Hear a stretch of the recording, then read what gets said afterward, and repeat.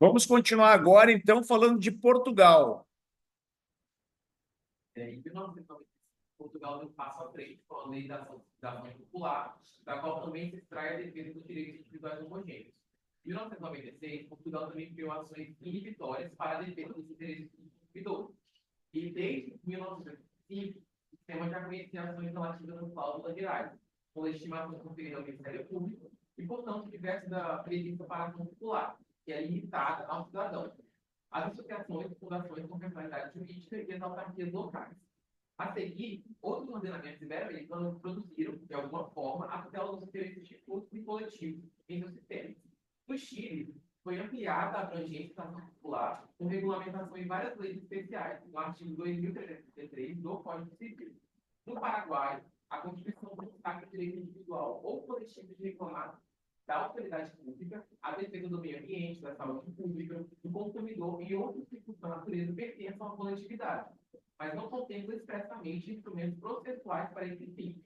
No Peru, há algumas legislações específicas para a tutela de certos direitos coletivos, no campo das organizações sindicais e das associações de consumidores. Na Venezuela, a nova Constituição prevê a possibilidade de qualquer pessoa entrar para a tutela dos seus direitos ou interesses, inclusive coletivos ou difusos, mas não há lei específica que regule a matéria. A jurisprudência venezuelana reconhece legitimação para os mesmos fins ao Ministério Público, com base na legitimação geral que lhe confere a Constituição. Na Colômbia, a Constituição de 1991, no artigo 88, atribuiu o nível constitucional às ações populares de grupo e autorizou o legislador a definir os casos de responsabilidade objetiva pelo dano causado a interesses e direitos coletivos. A Lei 472 de 1998, que entrou em vigor a 5 de agosto de 1999, regulamentou o referido artigo 88 da Constituição, definindo o regime das ações populares e de grupos. O artigo 70 criou o Fundo para a Defesa dos Direitos e Interesses Coletivos e o artigo 80 criou um registro público das ações populares e de grupos, a ser gerido pela Defensoria do Povo de forma centralizada. É importante ressaltar que a ação popular destina-se à tutela dos direitos de grupo e as ações de grupo à defesa do código modelo chamado de direitos individuais homogêneos. Na Espanha, a reforma processual civil de 2000 contempla a defesa de interesses tanto individuais, mas, segundo parte da doutrina, de maneira incompleta e insuficiente.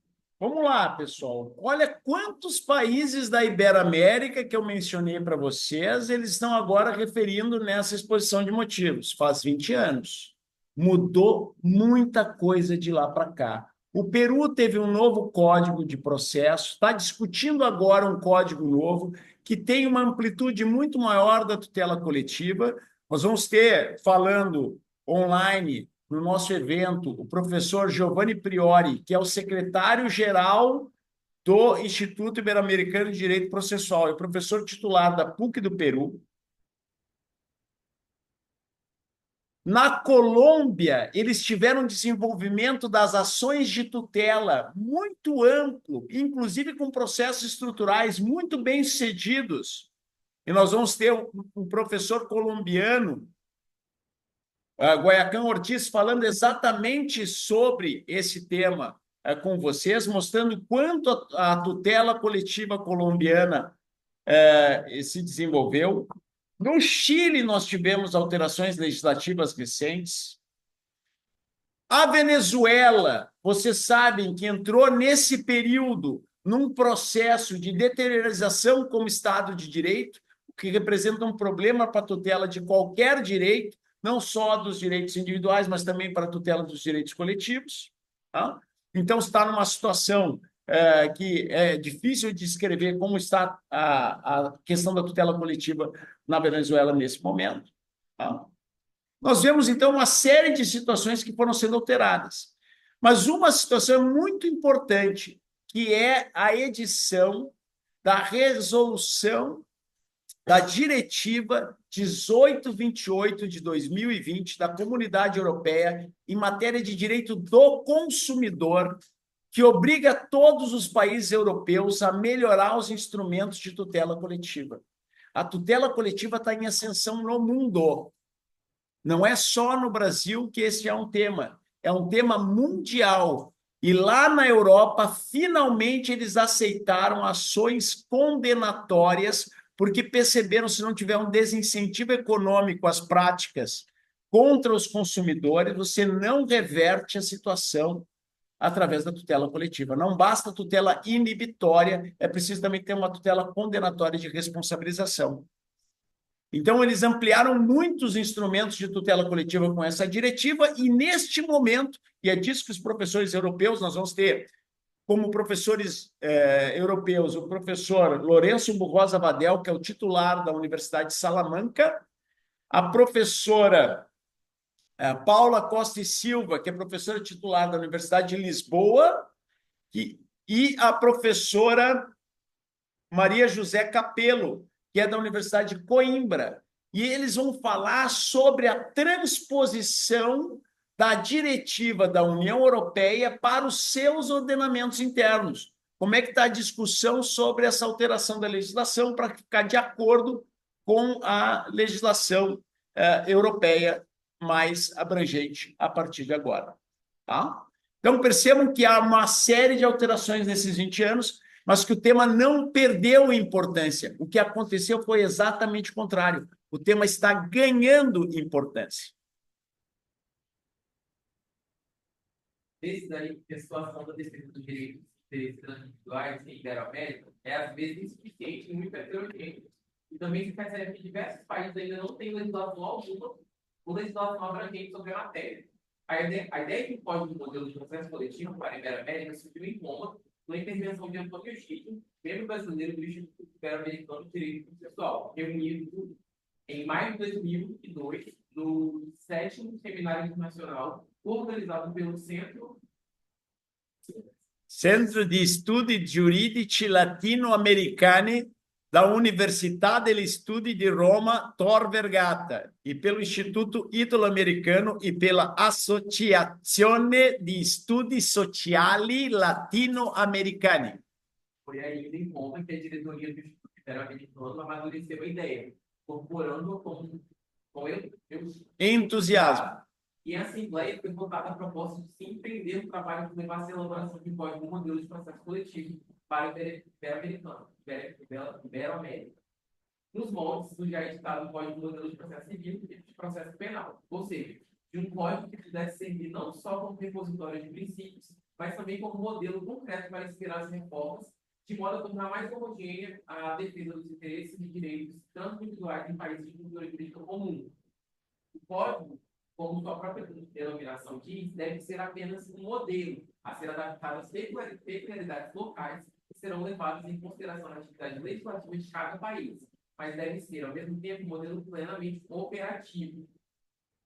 Incumbidos pela presidência do Instituto de preparar uma proposta de código modelo de processo coletivo para a Ibero-América, Ada Pellegrini, Kazuo Watanabe e Antônio Gide apresentaram o resultado do seu trabalho nas jornadas ibero-americanas de direito processual, do Montevidéu, em outubro de 2002, onde a proposta foi transformada em anteprojeto. O Instituto Ibero-Americano de Direito Processual convocou, então, uma pleia de professores ibero-americanos para manifestarem sua opinião sobre o projeto. O papel este coordenado por Antônio Gide e Eduardo Ferri. Os trabalhos foram publicados pela editora Oruá, subtítulo A tutela dos direitos dos coletivos e individuais homogêneos, um novo código modelo para a Ibero-América, e apresentados no decorrer do 7º Congresso Mundial de Direito Processual, realizado na cidade do México, de 22 a 26 de setembro de 2013. Nesse livro, eu participei. Foi o meu primeiro artigo internacional, a convite do professor Antônio Gide. Eu escrevi sobre o conceito de direitos difusos e coletivos no Brasil.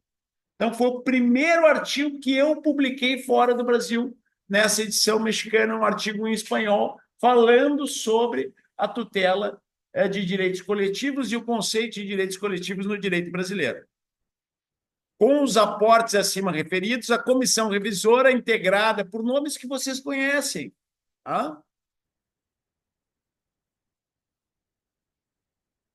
procedeu num aperfeiçoamento do projeto, e o anteprojeto foi discutido novamente em Roma, recebendo algumas sugestões e aperfeiçoamento. E estas foram acolhidas, tendo os membros da comissão revisora, por sua vez, apresentado outras. Finalmente, votadas e aprovadas em 2004. O modelo ora sugerido inspira-se, em primeiro lugar, naquilo que já existe nos países da comunidade ibero-americana, complementando, aperfeiçoando e harmonizando as regras existentes, de modo a chegar a uma proposta que possa ser útil para todos. Evidentemente, não foram analisadas a sistemática norte-americana das class actions e a brasileira das ações coletivas, mas a proposta ora apresentada afasta-se em diversos pontos dos dois modelos para criar um sistema original adequado à realidade existente nos diversos países ibero-americanos. Tudo isso foi levado em conta para a preparação do projeto, que acabou, por isso mesmo, perdendo as características de um modelo nacional, porque a ideia é uma regra que possa servir como inspiração para todos os ordenamentos jurídicos. Tá? Em linhas extremamente gerais, o projeto compõe-se de 7 capítulos. Pode ler para mim, Cleiton? O capítulo 1º destina-se a conceituar as referências aos direitos transindividuais, segundo as categorias de direitos difusos, aos quais foram substituídos coletivos pela tecnologia brasileira, individuais homogêneos. Então, aqui o primeiro ponto importante de diferença. Eles não colocaram no anteprojeto, no projeto, no código modelo aprovado, os direitos coletivos em sentido estrito. Essa categoria foi suprimida, porque ela é difícil de explicar. Por isso ela foi suprimida. Pode continuar. Para os direitos individuais homogêneos, buscaram pelo sistema norte-americano os requisitos da predominância das questões comuns sobre as individuais e da titularidade da tutela coletiva, no caso concreto. Da utilidade da tutela coletiva. A experiência brasileira demonstrou serem necessárias. A representatividade adequada, mencionada em muitos estatutos ibero-americanos, é exigida e detalhada mediante uma lista exemplificativa de critérios que poderão orientar o juiz em sua avaliação. A legitimação é mais aberta possível para atender a todos os modelos existentes de processo coletivo em Ibero-América. Fica claro que a legitimação é concorrente e autônoma, admitindo o litisconsórcio dos legitimados. Não se descura do papel de fiscal da lei do Ministério Público e se perdeu o compromisso administrativo de ajustamento de conduta, assim tomado pelos legitimados de natureza pública, capaz de evitar ou encurtar o processo com a formação imediata do executivo. Vamos lá, pessoal. O que vocês estão entendendo daqui? Isso aqui é pura matéria processual de vocês. Isso aqui é puro direito processual coletivo brasileiro.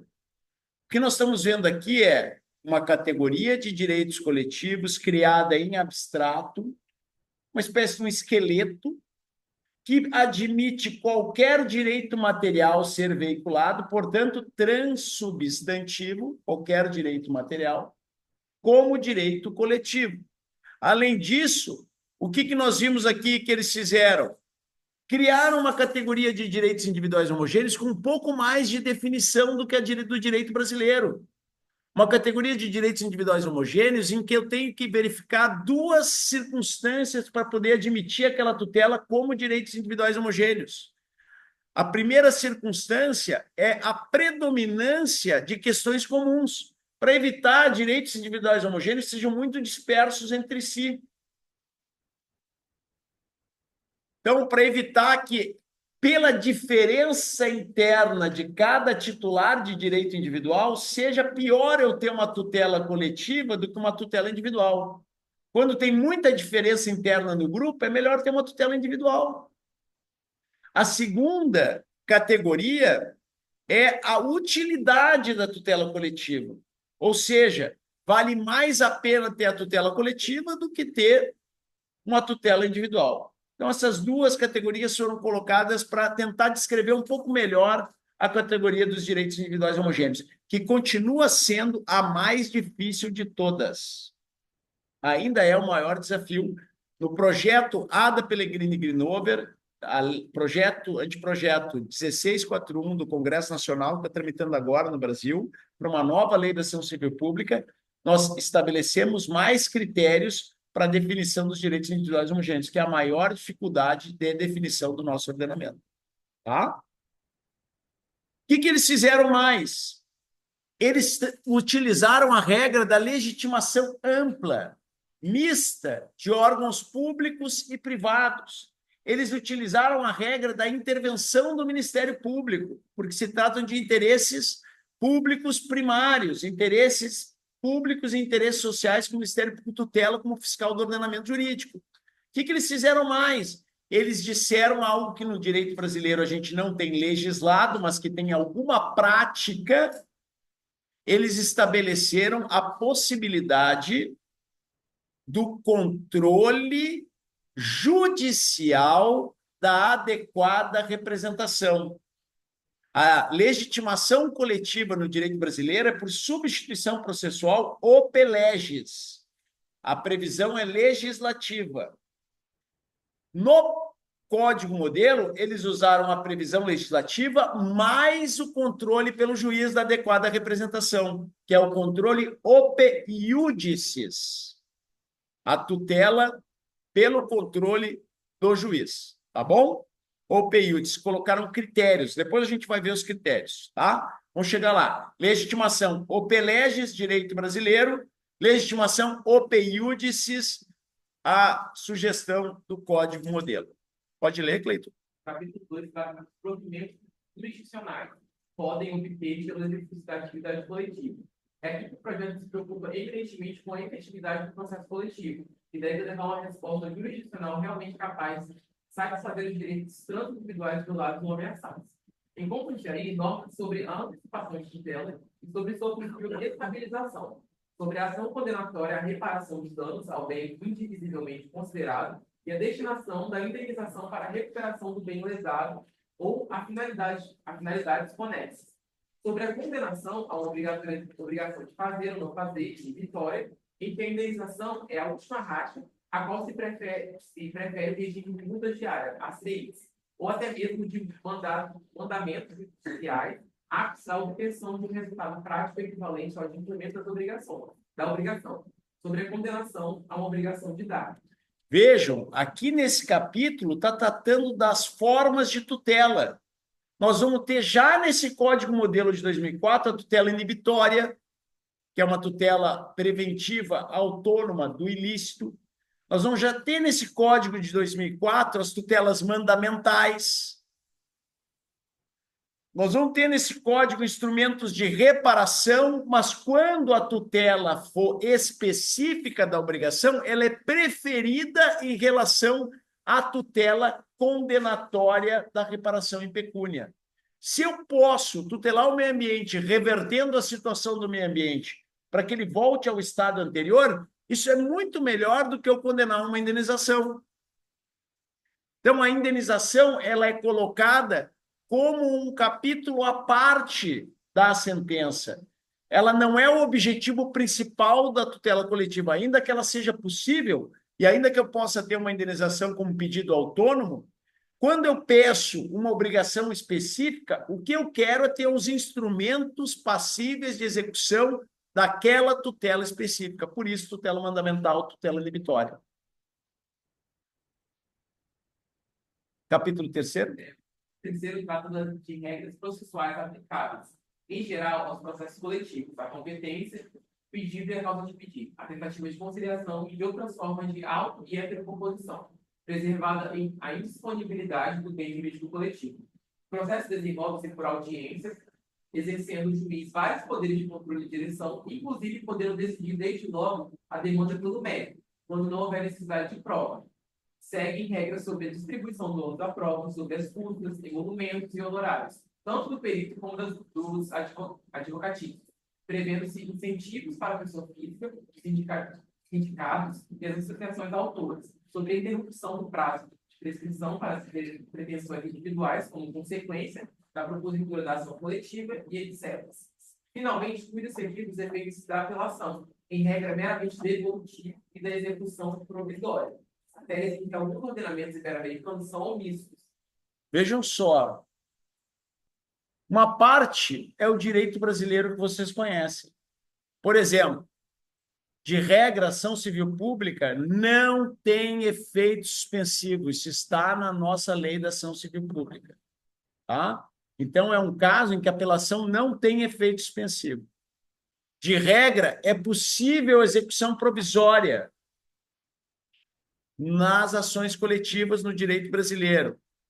A nossa regra de honorários, custas e emolumentos é a gratuidade das ações coletivas para o autor. Eu só vou pagar custas e honorários e emolumentos se a ação for julgada improcedente e houver má-fé do autor. Então, só na hipótese de uma sanção por má-fé do autor é que ele vai ser condenado ao pagamento do décupo das custas e honorários, senão ele não tem que pagar. A ação é gratuita porque é do interesse público. A República interessa que sejam muitos a defender a sua causa. Essa é a ideia por trás da tutela de interesse público que está na base da ação coletiva brasileira. Então, não há custas e honorários. Tá? Só que no Código Modelo tem algo que só está acontecendo agora na jurisprudência do STJ, que é um incentivo para as associações e sindicatos e as pessoas físicas ajuizarem as ações coletivas. Aqui as pessoas físicas não podem ajuizar, só o cidadão na ação popular, que é aquele que tem a capacidade eleitoral ativa. No Código Modelo, poderia ter o ajuizamento pela pessoa física. Sindicatos e associações também receberiam um incentivo. Quando eles ganham a ação, eles teriam a possibilidade de obter honorários de advogados.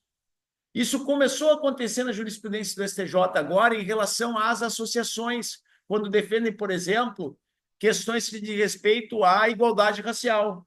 No famoso caso do Carrefour, teve uma condenação em honorários em favor de uma associação de defesa de direitos da pessoa negra, que foi num valor bem expressivo para que eles pudessem reverter essa indenização em preparação de advogados para outras ações do mesmo tipo.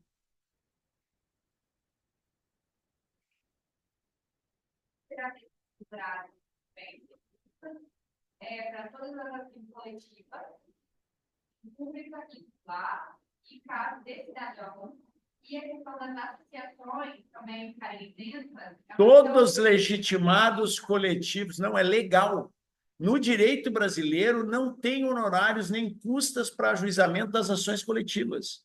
Está na Constituição em relação à ação popular e está nas legislações coletivas em relação ao mandado de segurança coletiva, mandado de injunção coletiva, ação civil pública. Não tem honorários nem custas. Nem mesmo antecipação dos honorários do perito. No direito brasileiro está previsto nas ações coletivas. E já tem precedente do STJ dizendo quem tem que arcar com as custas e honorários quando a ação é ajuizada por um colegitimado, porque o perito não vai trabalhar de graça, é o poder público. Por quê? Porque é um estímulo à tutela do interesse público. É um estímulo ao ajuizamento dessas ações. Pode continuar, Cleiton. O capítulo 4 detém-se sobre as ações coletivas de defesa de interesses ou direitos individuais homogêneos, particularmente sobre a ação coletiva reparatória dos danos individuais sofridos. A Class Action for Damages norte-americana, movida pelos legitimados sem necessidade de indicação da identidade das vítimas. Dá-se conhecimento do ajuizamento da ação aos possíveis interessados para que possam entender o processo, querendo como assistentes ou coadjuvantes, sendo lhe vedado intervir.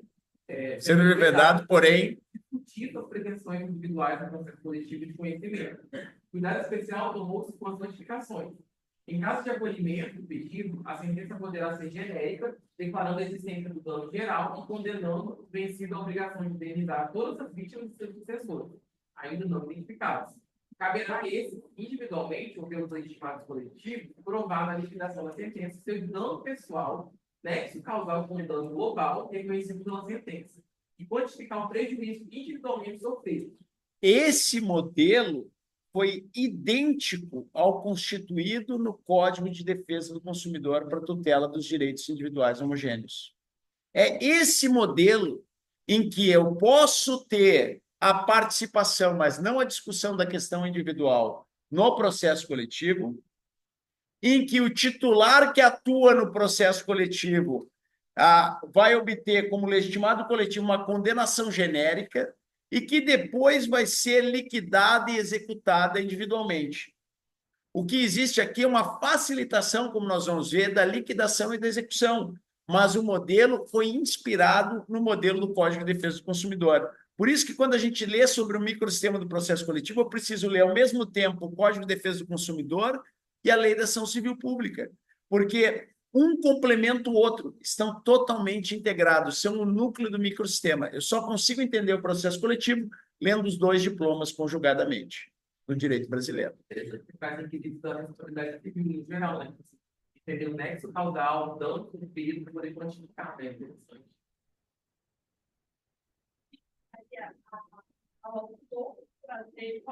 Quanto ele deve receber? Sim, como sempre.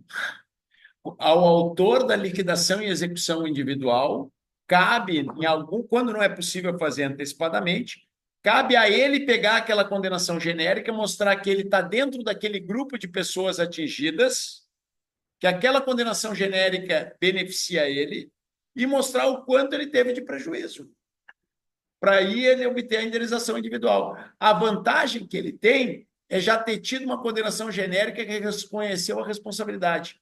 Lembro que lá no início a gente falou a ideia de uma questão comum e que seja melhor a tutela coletiva do que a tutela individual, leva a uma condenação genérica e a partir daí eu vou ter a liquidação e execução individual. Tá? Nas hipóteses em que não é possível ter pagamento direto, tem que ter liquidação e execução individual. E aí cada um de vocês, como advogado, vai apresentar uma petição inicial com a juntada do trânsito em julgado da ação coletiva pedindo a liquidação e execução individual do seu cliente. Dentro da liquidação, você pensa criar requisitos quanto está finalizado, né? Por exemplo, teve um dano tal X, e aí nessa sentença foi genérica, bem, mas na liquidação dela, a parte vai demonstrar, olha, estou lidando por isso, isso aqui, então mereço isso, ele falou que foi genérico, estabelecido pelo juiz. É isso. Exatamente. Liquidação individualizada. Quando há liquidação individualizada, é exatamente assim que ela funciona. Tá? Essa é uma das questões que, com o tempo, foi sofrendo uma evolução.